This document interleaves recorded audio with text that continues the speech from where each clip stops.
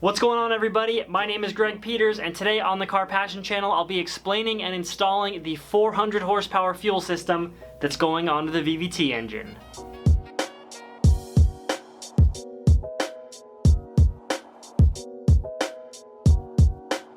The heart of the fuel system is this beautiful set of Injector Dynamics 1000cc fuel injectors. Now these injectors will probably do around 500 wheel horsepower on pump gas, but on E85 you require a lot more fuel flow, so they'll probably max out somewhere between 375 and 400 on my setup.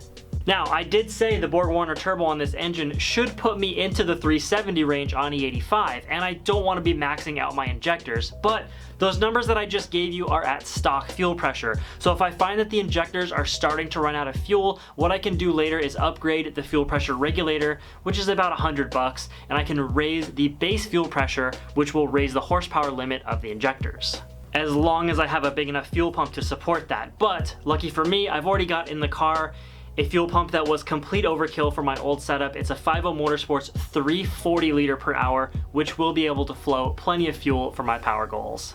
Now, speaking of fuel pressure regulators, we gotta get into some detail on that. For those of you that are putting an NB engine into an NA chassis, there's a little fuel system detail you need to be aware of. The NA chassis uses a return type fuel system. That means the fuel goes from the tank into the rail, and the pressure regulator lets the extra fuel pressure back into the tank, where the NB has its fuel pressure regulation in the tank. It only sends the amount of fuel that's required to the rail, and there's no return line. So if you're using an NB engine, you have to convert it to a return type fuel system, but it's actually really easy. So there are two possible variations here. Either you're using an NB1 engine or an NB2 engine, which is the VVT like I have. If you're using an NB1 engine, 99-2000, you keep your existing fuel rail and you just swap out the fuel pressure regulator with a 1.6 liter fuel pressure regulator mounted upside down. I'll show you what that looks like in a minute.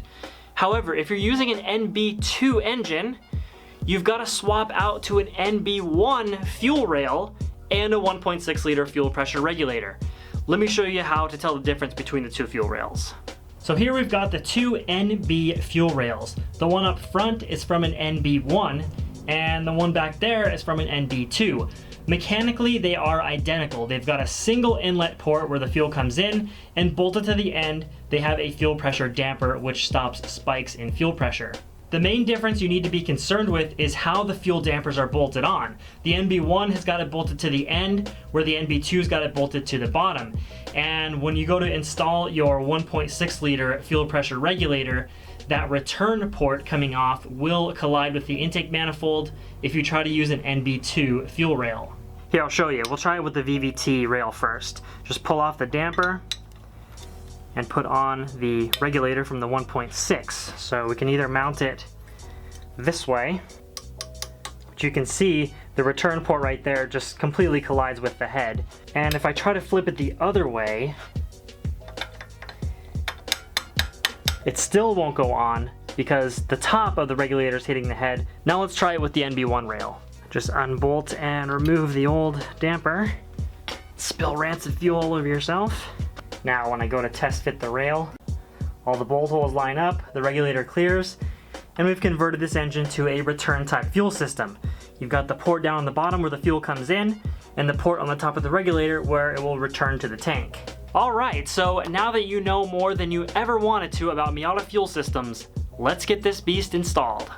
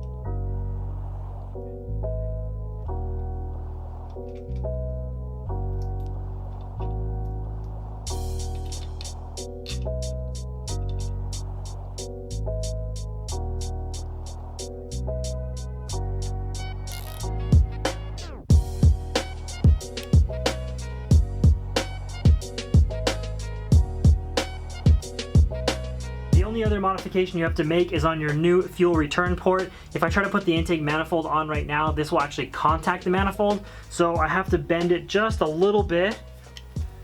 Put a rag on it like this. And it's just gotta be bent up a little bit like that. So when I install the manifold, everything clears and I have room to put a fuel line on there. As far as connecting these injectors into a stock harness, unfortunately they don't use the Mazda style plugs, but they do include some little DIY plugs so you can build your own pigtails and solder them into the factory harness. It's really not that difficult. I'm gonna tackle it once I get to the wiring fun part.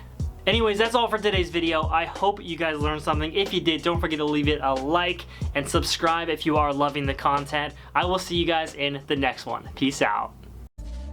Back from the dead.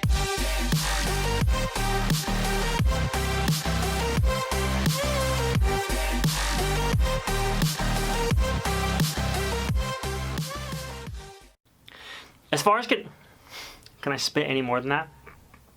As far as plugging the injector dynamics into the stock harness,